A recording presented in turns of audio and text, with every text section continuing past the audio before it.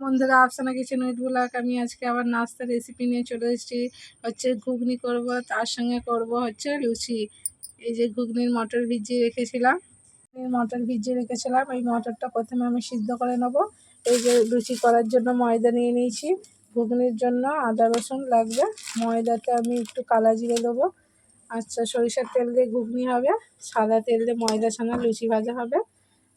অল্প করে একটু ময়দায় চিনি দেবো, নুন তো দিতেই হবে।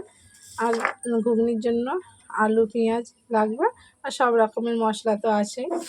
প্রথমে তো কড়ার মধ্যে ঘুগনির মটরটা আমি ধুয়ে নিয়েছি, ঢেলে দেবো। ঢেলে দিয়ে এর মধ্যে পানি ঢেলে দেবো। এই যে ঘুগনির মটরের মধ্যে পানি ঢেলে দিচ্ছি। এর মধ্যে চুলোটা জ্বাইলে মটরটা সিদ্ধ করতে বসে দেবো। তারপর পানি দেওয়ার পর ঢাকনা দিয়ে রেখে দিচ্ছি। জ্বালিয়ে নিয়েছি, নিয়ে এই যে ঘুগনির মটরটা সিদ্ধ করতে বসিয়ে দিচ্ছি। ততক্ষণ সিদ্ধ মধ্যে প্রথমে তো আমি নুন দিয়ে দেবো পরিমাণ মতো। এই যে পরিমাণ মতো নুন দিয়ে দেবো।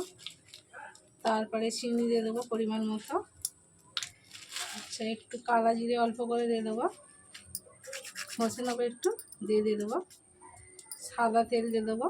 শুকনো ময়দাটাকে আগে ভালো করে ময়েল করে নেবো, তারপরে অল্প অল্প পানি দিয়ে ছানবো। এইভাবে আগে মিক্স করে নেবো।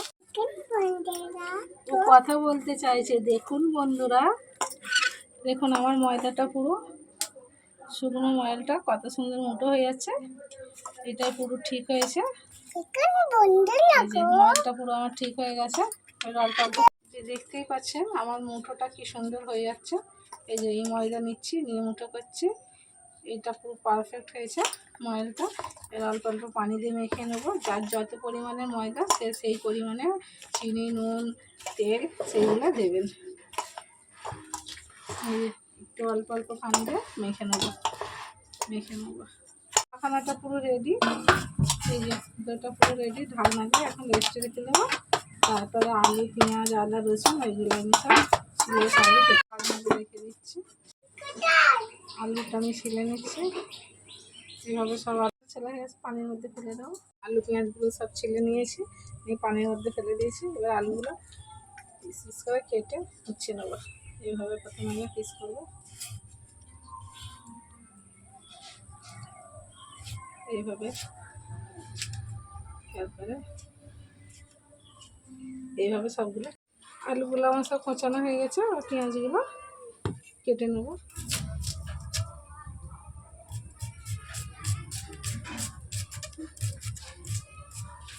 এইভাবে সবগুলো কতগুলো ছাড়ে পানির মধ্যে ফেলে দেবো। এই পানির মধ্যে তাড়াতাড়ি ছাড়ানো হয়ে যাবে। আপনারা এইভাবে বাড়িতে করবেন, তাড়াতাড়ি হয়ে যাবে। অনুষ্ঠান বাড়িতেও করতে পারেন। যতই রসুন ছাইড়ে পানির মধ্যে ফেলে দেবেন, তাড়াতাড়ি হয়ে যাবে। এই যে এর মধ্যে এইভাবে ছাড়ানো রসুন আদা দুটোই ছাড়ানো হয়ে গেছে। ধুয়ে নিয়েছি, আদা রসুনটা ধুয়ে তুলে নিচ্ছি। তেল নেবো, নিয়ে তারপরে এইভাবে হয়ে গেছে। এবার তুলে নেবো।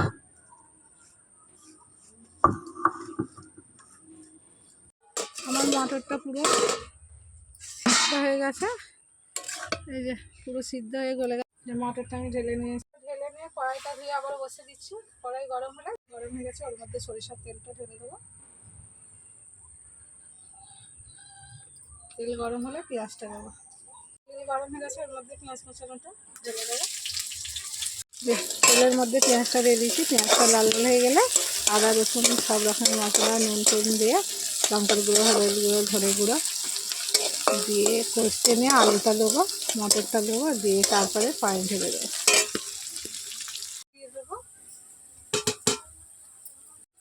পেঁয়াজ আমার ভালো হয়ে গেছে, আদা রসুনটা দিয়ে দেবো। নুনটা দিয়ে দেবো।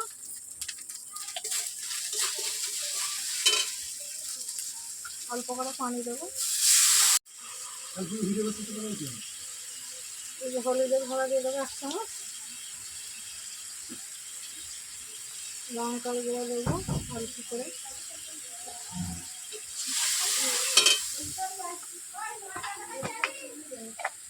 ধনের গুঁড়ো দেবো 1 চামচ। দিয়ে মশলাটাকে ভালো মশলা কষানো হয়ে গেছে, মশলার মধ্যে আলুটা দিয়ে দেবো। মশলার উপরে এই যে আলুটা কষে নিচ্ছি, আলুটা কষা হয়ে গেলে কড়াইগুলো দেবো, দিয়ে একটু নেড়ে তারপরে পানি ঢেলে দেবো। দেখুন বন্ধুরা, আমার মটর সিদ্ধটা এবার আলুর মধ্যে দিয়ে দেবো। আলু কষানো হয়ে গেছে। আমি যখন মটরটা সিদ্ধ বসেছিলাম এতে কোনো কিছু দিইনি, নুন বা হলুদ কোনো কিছু দেওয়া হয়নি। এটা এবার আলুর মধ্যে ঢেলে দেবো, দিয়ে একটু কষিয়ে নিয়ে পানি ঢেলে যে আলুর মধ্যে কড়াই দিয়ে দিয়েছি, কড়াইটাও কষানো হয়ে এসছে। আর এর মধ্যে পানি ঢেলে দেবো, পানিটা ঢেলে দিচ্ছি, কষানো হয়ে গেছে। পানি ঢেলে দেওয়ার পর ভালো করে ঢাকনা দিয়ে ঢেকে দেবো, দেওয়ার পর ভালো করে নেড়ে ছেড়ে দিয়েছি, ঢাকনা দিয়ে ঢেকে দিচ্ছি। হয়ে গেলে অত কিছু মশলা ঘুগনি কতক্ষণ হচ্ছে, বসে চলে এসেছি। মজার দোটা এই যে রেডি পুরো। আমি একটু লেচি কেটে নেবো, আর লেচি কেটে বেলা শুরু করবো। লেচির সাইজটা এভাবে কেটে নিচ্ছি। লেচিগুলো আমার সব কাটা হয়ে গেছে। এই যে এইভাবে লেচিগুলো গোল করে নিচ্ছি, হালকা করে ময়দা দিয়ে বেলে নেবো। বেলা রেডি, এই ফুলের মধ্যে রেখে দিচ্ছি। ঘুগনিটা খুলে রেখে নেবো। ঘুগনিটা মোটামুটি আমার হয়ে এসছে। আলুটা সিদ্ধ গেছে দিকে দেখে নেবো। এর মধ্যে এই যে একটু মিট মশলা দিয়ে দেবো, আর একটু জিরার গুঁড়ো দিয়ে দেবো। দিয়ে আবারও নেড়ে ছেড়ে ঢাকনা দিয়ে একটু ঢেকে দেবো, একটু পরে ঢেলে নেবো।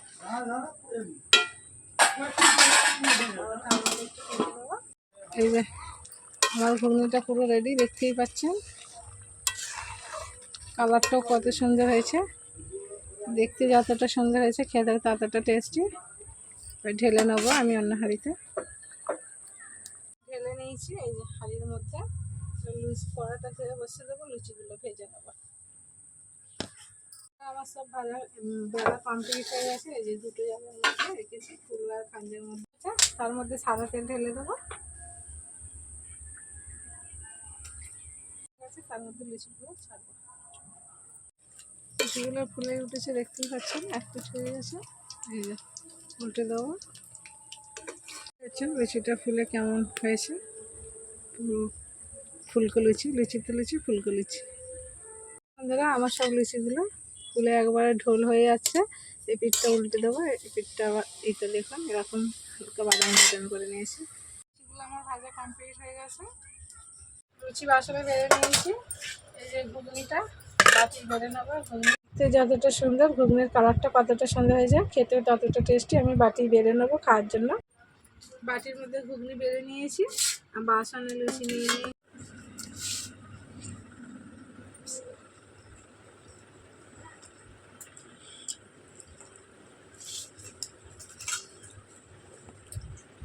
হেভি টেস্টি হয়েছে বন্ধুরা ঘুগনিটা, আর লুচিটাও হেভি নরম হয়েছে। এইভাবে সেম টু সেম আপনারা বাড়িতে তৈরি করে খাবেন। আর প্রথম থেকে শেষ পর্যন্ত পুরো ভিডিওটা দেখবেন, স্কিপ করবেন না।